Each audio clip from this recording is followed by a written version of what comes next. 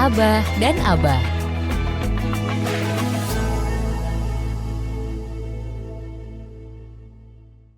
Kembali bersama Abah dan Abah, pastinya di Vox Radio Jogja, Voice of Sanga-Sanga.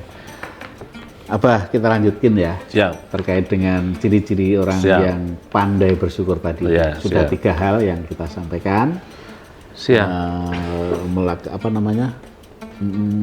Berusaha yang terbaik di sisi Allah. Di sisi Allah. Nah, kemudian tidak sesama manusia sama.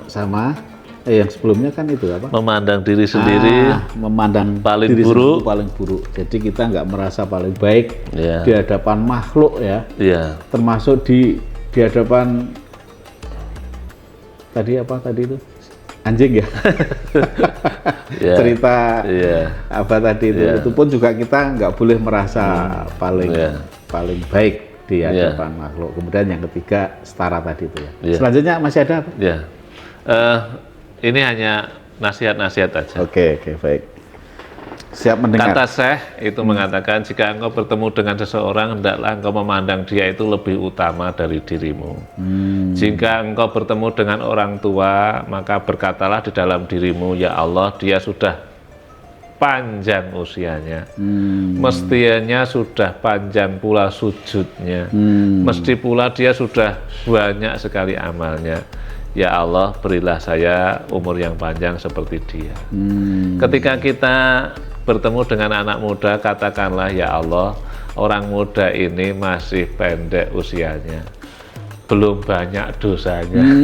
Ya kan? Allah lebih ridho kepada orang muda daripada orang tua.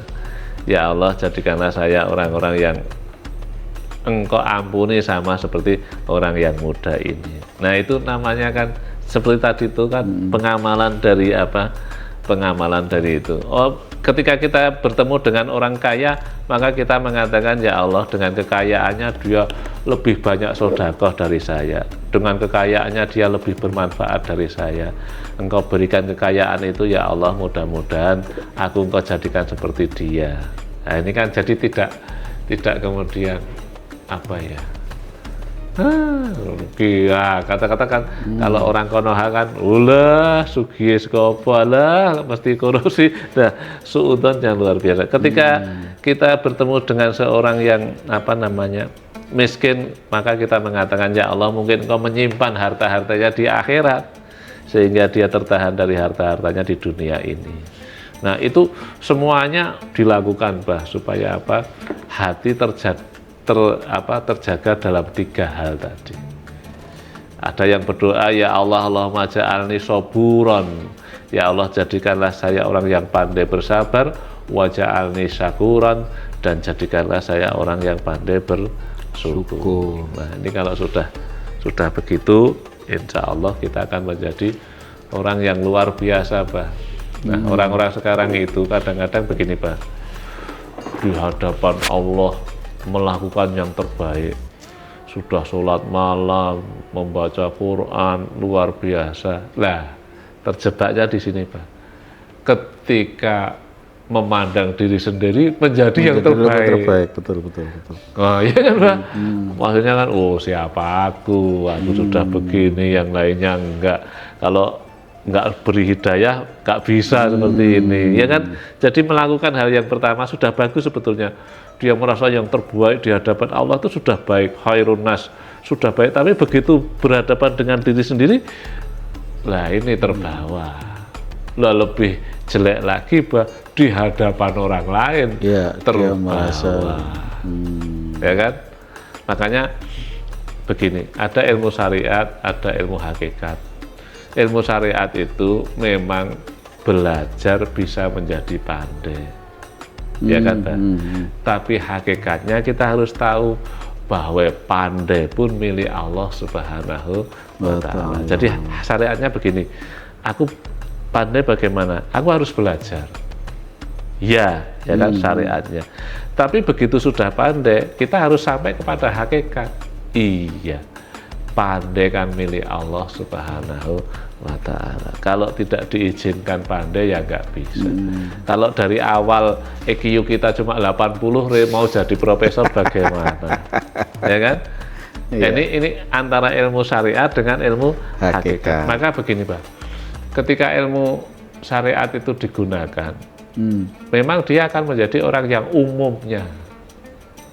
Tapi nanti bisa menjadi orang yang sombong kalau tidak dia mendapatkan ilmu hakikat. Hakikatnya ya semuanya la haula wala quwata illa billah. Makanya orang yang sudah memandang ibadahnya baik sekali dan lain sebagainya, ya harus memandang bahwa dirinya yang terburuk. Karena apa? Ya kalau semuanya tidak diizinkan oleh Allah Subhanahu wa Ta'ala ya nggak bisa. Kita bisa sholat tahajud. Yang membangunkan siapa, Pak? Harusnya seperti itu. Tapi kadang-kadang kan orang terbawa, oh saya terbaik, berarti di hadapan orang manusia terbaik, berarti saya ini memang hamba Allah yang luar biasa. Apa yang terjadi, Pak? Ketika dia diburukkan oleh orang, ketika dia direndahkan oleh orang, tersinggung dia dan mesti marah-marah. Marah dia, emosi. Saya sekarang Islam itu begini loh, Pak. Islam itu kan artinya keselamatan, loh, Pak. Ya.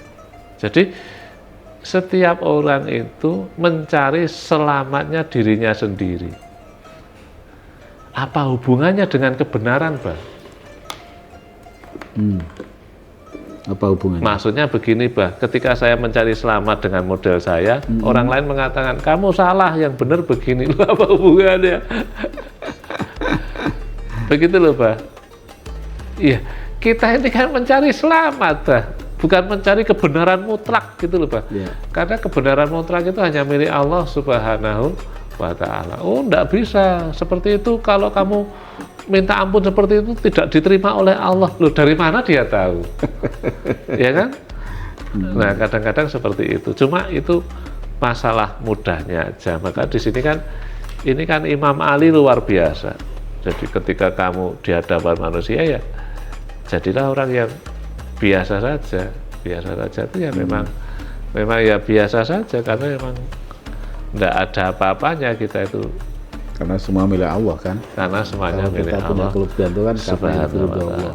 Nah, ini luar biasa nasihat ini.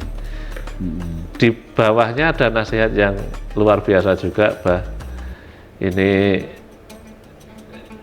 jika engkau melakukan dosa kecil, maka janganlah engkau melihat kecilnya dosa, tapi lihatlah siapakah zat yang engkau durhakai.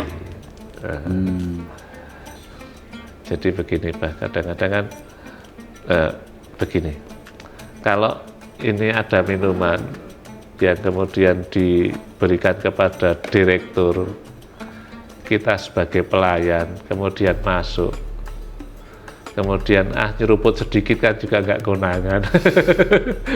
Oh, cuma sedikit ya toh, juga nggak merugikan gitu ya. Iya, memang iya, Pak. Apalagi nggak konangan, nggak ada ruginya sama sekali.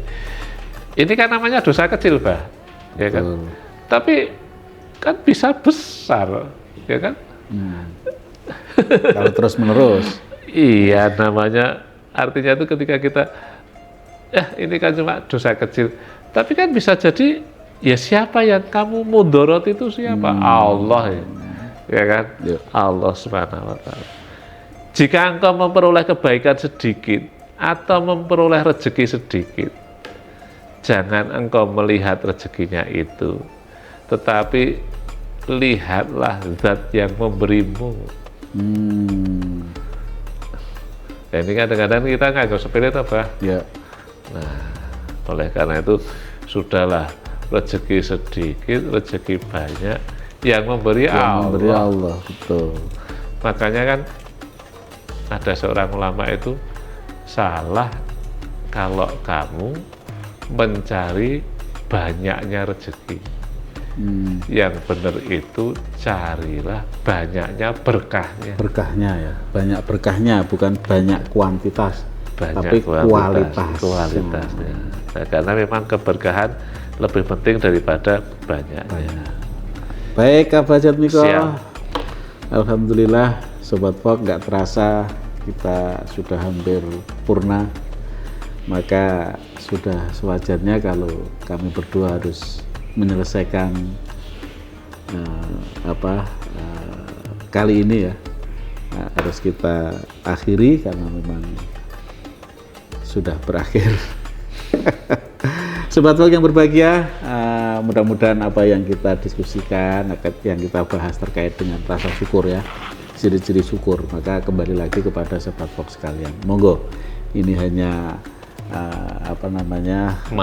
masukan, hanya peringatan ya. Kita hanya menceritakan, termasuk cerita dari sahabat, kemudian cerita dari para kiai tadi, tentunya kembali kepada kita semua.